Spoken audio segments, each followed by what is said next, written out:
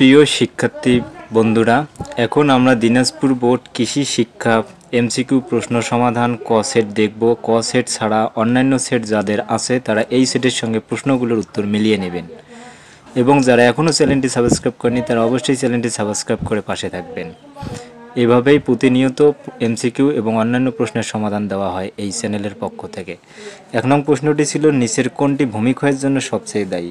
এটির সঠিক উত্তর আমার জানা মতে ক হওয়া কথা, তবে অনেকেই বলতেছে জুম চাষ, আমি বলতেছি বৃষ্টি, আপনারা মিলাই নেবেন।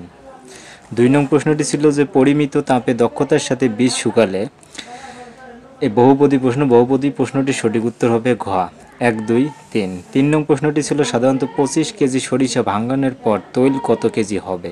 3 এর সঠিক উত্তর হবে ক 19 থেকে 20 কেজি। 4 নং ছিল লেয়ার মুরগি উৎপাদনের প্রধান উদ্দেশ্য কি? এর সঠিক উত্তর হবে খ ডিম উৎপাদন। 5 নং প্রশ্নটি ছিল সিসি এর রাসায়নিক দ্রব্যটির কপার অক্সাইড শতকরা কত ভাগ? এর সঠিক উত্তর হবে 5 এর গ 18.5%। 6 এবং 7 নং প্রশ্নের জন্য একটি উদ্দীপক দেওয়া আছে, উদ্দীপকের আলোকে আপনারা 6 এবং 7 নং প্রশ্নের উত্তর দিতে হবে আপনাদের। 6 নং প্রশ্নটি ছিল যে চিত্রের উদ্ভিদটির কাণ্ড ও পাতা কী রোগে ব্যবহার্য? 6 এর সঠিক উত্তর হবে ঘ ডায়াবেটিস। 7 নং প্রশ্নটি বহুপদী, চিকিৎসা ক্ষেত্রে এ উদ্ভিদ অত্যন্ত গুরুত্বপূর্ণ কারণ? এর সঠিক উত্তর হবে 7 এর ঘ 1 2 3, তিনটি অপশনেই রাইট, তাই সঠিক উত্তর ঘ। 8 নং প্রশ্নটি ছিল তাপমাত্রা সরবরাহ মাছ নিচের কোনটি? 8 এর সঠিক উত্তর হবে ক রুই। 9 নং প্রশ্নটি ছিল মৌসুমী পুকুরে, 9 এর হবে গ পানি ধারণ ক্ষমতা কম থাকে। 10 নং প্রশ্নটি ছিল নিচের কোন বৃক্ষগুচ্ছ ম্যানগ্রোভ বনের? 10 এর সঠিক উত্তর হবে খ গেওড়া, গড়ান ও বাইন, এগুলো হচ্ছে ম্যানগ্রোভ বন বা সুন্দরবনের উদ্ভিদ। এই দিকে পরবর্তীতে দেখতেছি। যারা এখনও চ্যানেলটি সাবস্ক্রাইব করেনি অবশ্যই সাবস্ক্রাইব করে পাশে থাকবেন। 11 নং প্রশ্নটি ছিল 4টি গাভীর জন্য দৈনিক কী পরিমাণ খাদ্য লবণ সরবরাহ করতে হবে? 11 এর সঠিক উত্তর হবে ক 100 থেকে 120 গ্রাম। 12 নং প্রশ্নটি ছিল দুধ পাস্তুরিকীকরণের অসুবিধা। 12 এর বহুপদী প্রশ্ন, তাই এর সঠিক উত্তর হবে 1 2 3, তিনটি অপশনেই রাইট, সঠিক উত্তর ঘ।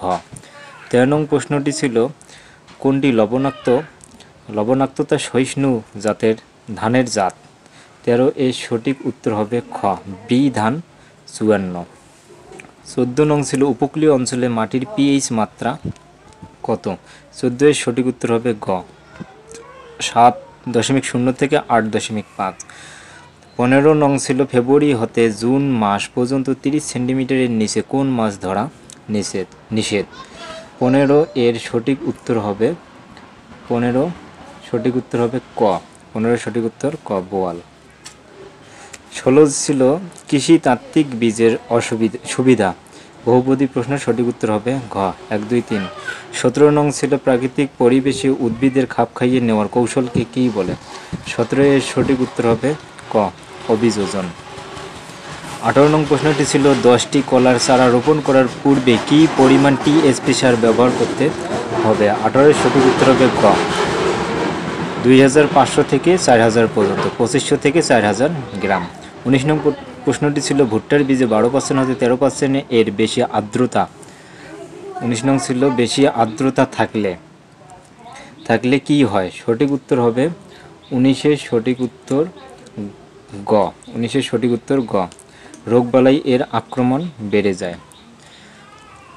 20 নং ছিল ঔষধ তৈরিতে কোনটি ব্যবহৃত হয়? 20 এর সঠিক উত্তর হবে খ সোনালী আঁশ।